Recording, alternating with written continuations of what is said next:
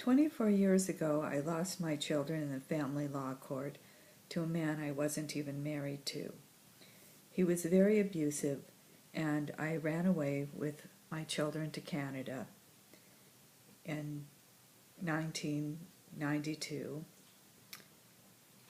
And even though he didn't have custody when I left, and we weren't living together or married or anything, I was eventually prosecuted for taking my own children. Our judge in the criminal court was the famous Lance Ito, and he adored the perpetrator. Anyway, he also got custody of the children, and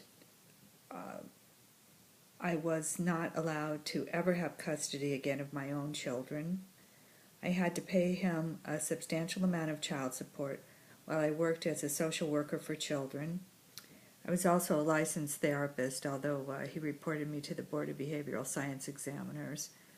I had to go through a rehabilitation program to keep my license, and the Department of Justice attorney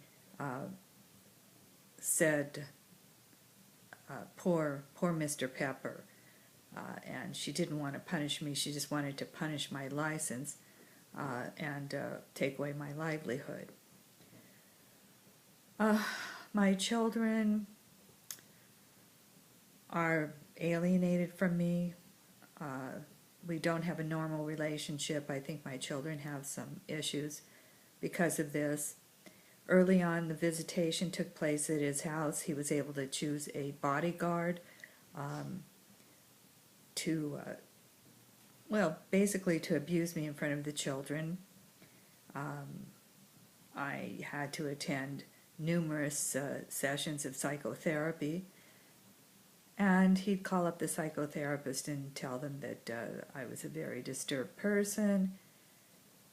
And sometimes the psychotherapist would be nice to me, and then after talking to the perpetrator,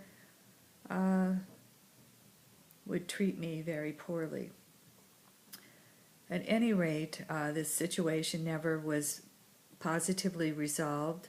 Our relationship is strained at best, and I went to family law court, I went to the appellate court, and I never received any assistance.